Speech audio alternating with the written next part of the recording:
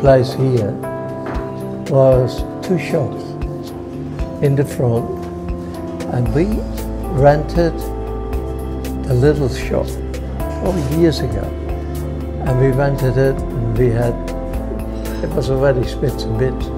Smits and Bits I had for 18 years, but we were selling all collectibles. In those days, that was the thing. About a year and a half ago, my wife, son and I, we decided to come up to the Dandenongs, have lunch in Alinda. Hadn't been up on the mountain for 15, 20 years, so I thought I'd show my little fella where Mummy and Daddy used to court, so up we come, and Sassafras was our first point of call. We thought, let's just pull over and see what this little place has got to offer. I was a stamp dealer in the 70s, 60s, and part of the 80s, and it was very popular then. But I started to advertise, to buy records, books, magazines, stamps, picture postcards, cigarette cards. Down we come, lunch wasn't to be had, but we found this gorgeous place. Fell in love with it. We go through the shop, and my wife is about to buy something, and I told her I'd go out and wait for her. I thought I'd have a marshmallow out in the courtyard, enjoy the ambience. It was a gorgeous day.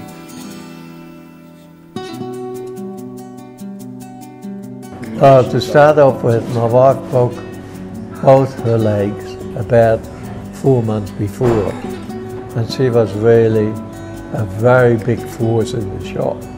So I started to feel as if really I had enough. And then I decided to sell, and we put the board up on the Saturday, I think it was. I'm enjoying myself in this little magical place. I noticed in the corner there was a for sale sign. It was instant game over for me. I've never had a shop or owned a business before, so I thought, yeah, this is it. So my wife walks out, I nod at the sign, she looks at the sign, looks back at me, doesn't utter a word, so I have some backing there, which was wonderful. We never even put the board up properly. I just rested it against the tree, yeah. So we chat briefly that night. We meet 2 days later at the cafe next door here on the Tuesday. We do the deal, and all is good. We're waiting to see whether we can get it. About a week goes by, and I lose my job. So I'm not sure how one may look at that, but on a daily basis I say thank you. So yeah, this is how Smits and Bits basically came about, at least where I am now anyway.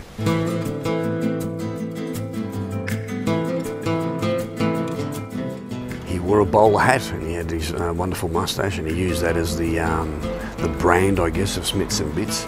I've always liked hats, but I never bought one. I guess I thought, you know, a new change, new shop, new chapter, so I did add the hat, but I'm not quite ready for the bowler. I've added a few things to add to that homeliness and so forth. That little magical, I guess, experience. There's so many little nooks and crannies here. There's bound to be something for someone, from a toddler to an elderly person. You know, there's some history there with Dame Zara Bates' dollhouse. She was the wife of Prime Minister Harold Holt, the one that disappeared under suspicious circumstances. A wonderful dollhouse, just the reaction that it gets from all ages, not only just little girls or kids, but to adults as well. There's Ned. The photos, if I was to tell you how many people take, it's amazing. They obviously enjoy the place because I constantly see the cameras and the shutters going click, click, click. I'm included in some, I take some, anything to add to their little experience, and that's what it is basically. This place, I guess, people just to spend some time and get away, forget about their woes, come up to the mountain, have a relaxing day, get some fresh air, and just unwind. If I can put a smile on someone's face, I'm happy. That's my day done, and I'd like to think there's enough little bits and pieces and surprise there to put a few smiles on some people's faces.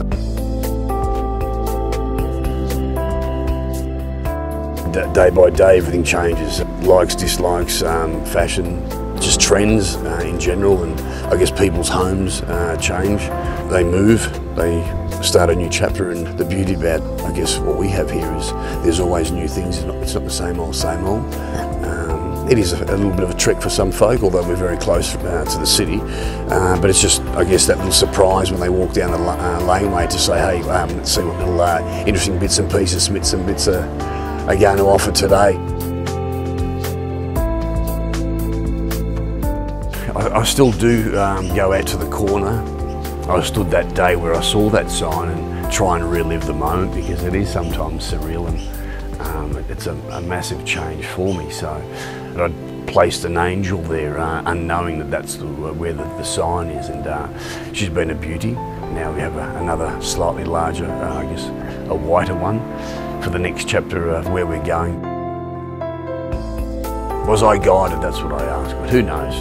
The mysteries of life, as they say.